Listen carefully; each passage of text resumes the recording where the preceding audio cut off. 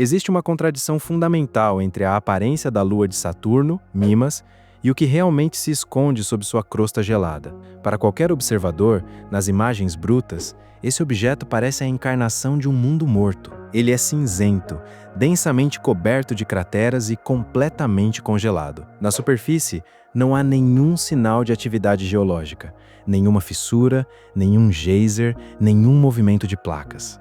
Visualmente, Mimas é conhecido por apenas uma característica: sua impressionante semelhança com a Estrela da Morte. Sua superfície é dominada por Herschel, uma gigantesca cratera de impacto que ocupa quase um terço do disco da Lua. Essa estrutura, batizada em homenagem ao descobridor de Mimas, William Herschel, confere ao satélite uma aparência quase artificial. Ele se parece menos com um corpo celeste natural e mais com um objeto construído, ou um fragmento de uma antiga construção deixado em órbita. Por causa dessa aparência destruída e estática, os astrônomos acreditaram por décadas que Mimas era um mundo geologicamente fossilizado. Supunha-se que era simplesmente um bloco sólido de gelo, sem mudanças há bilhões de anos. Essa suposição parecia completamente lógica. Na busca por vida ou água líquida, os cientistas se concentravam em luas ativas, como Encélado e Europa, que literalmente expelem água para o espaço. Mimas era ignorado,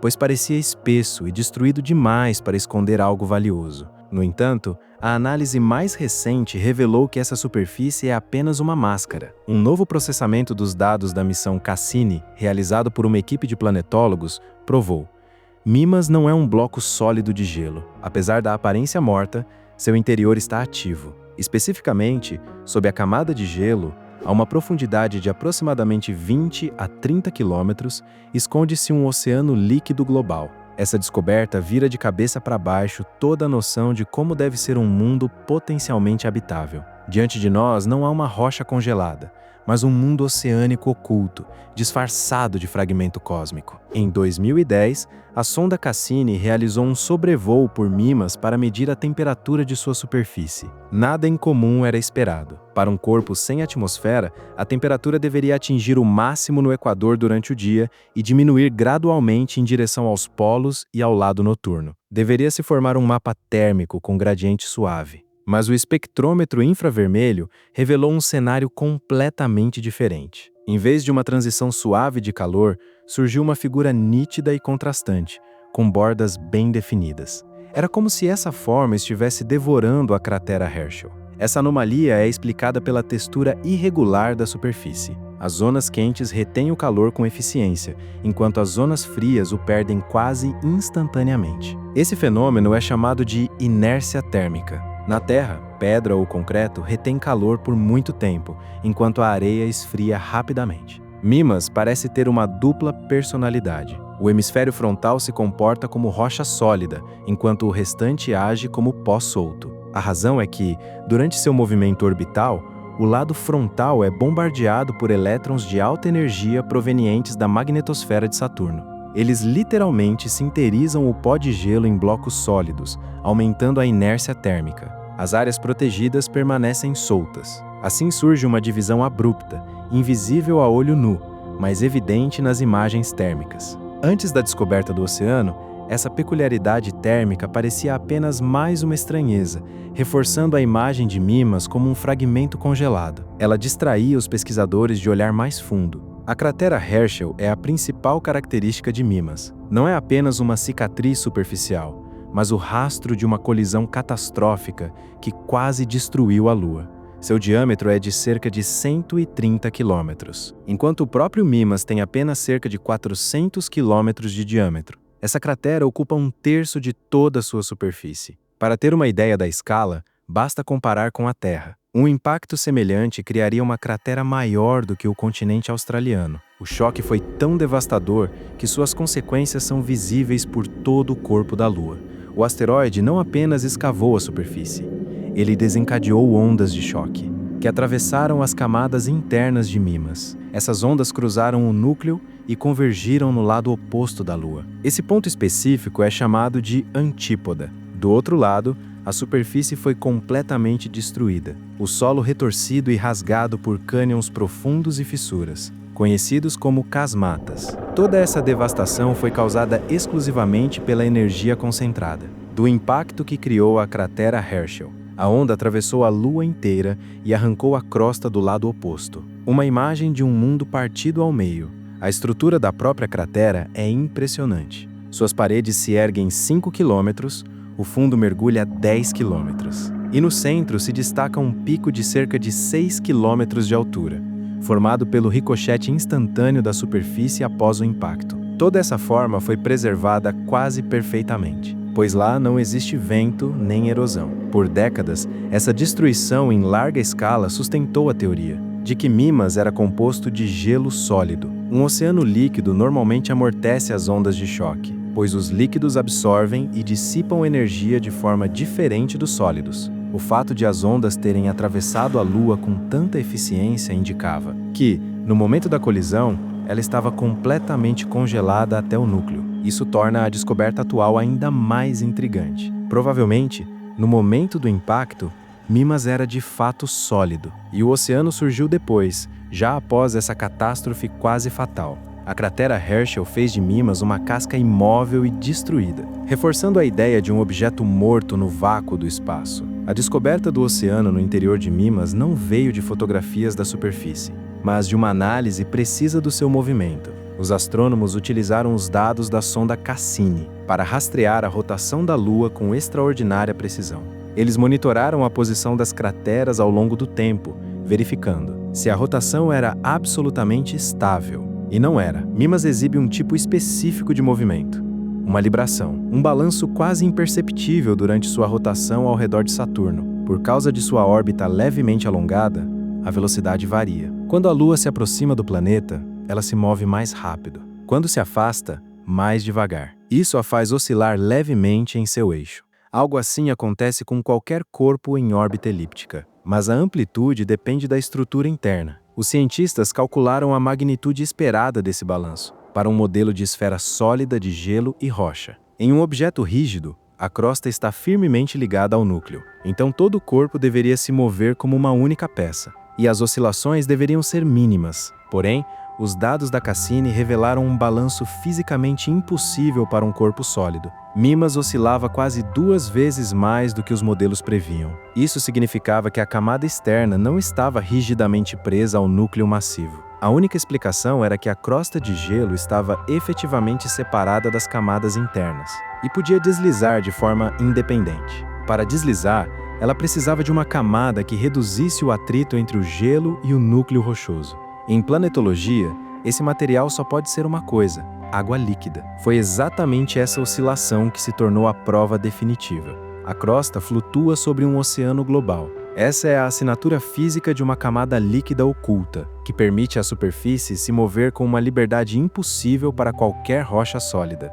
A presença de um oceano líquido cria um novo problema fascinante. Mimas é um objeto extremamente pequeno, e corpos pequenos esfriam rapidamente. Todo o calor restante da sua formação, bilhões de anos atrás, já deveria ter se dissipado no espaço há muito tempo. Pelos cálculos clássicos, ele deveria ser uma rocha fria e morta. Para que a água permaneça líquida, é necessária uma fonte constante de energia.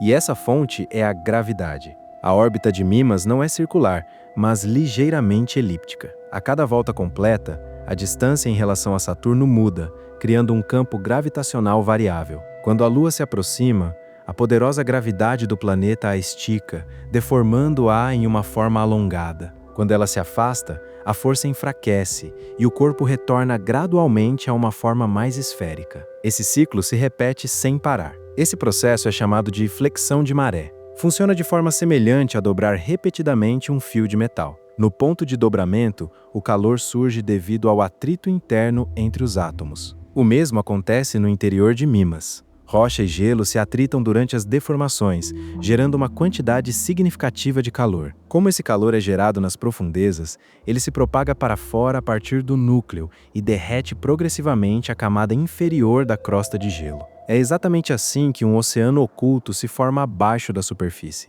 Ao longo de milhões de anos, esse processo criou um reservatório global de água entre o núcleo rochoso e a crosta gelada. O que torna Mimas singular é a forma como ele lida com esse calor. Em uma lua como o Encélado, o aquecimento de maré é tão intenso que rompe a crosta e libera calor para o espaço através de gigantescos geysers. Em Mimas, o aquecimento é mais suave. É suficiente para derreter o gelo, mas não o bastante para romper a espessa crosta externa. A camada de gelo, com cerca de 30 quilômetros de espessura, funciona como um cobertor térmico pesado e impenetrável. Ela retém o calor dentro da Lua, permitindo que o oceano exista sem deixar nenhum rastro térmico visível na superfície. É um sistema quase perfeitamente selado, alimentado pela gravidade de Saturno. Nos estudos do sistema de Saturno, Encélado sempre foi considerado o padrão de referência para mundos oceânicos. Ele literalmente grita sobre sua própria atividade. Das fissuras próximas ao Polo Sul,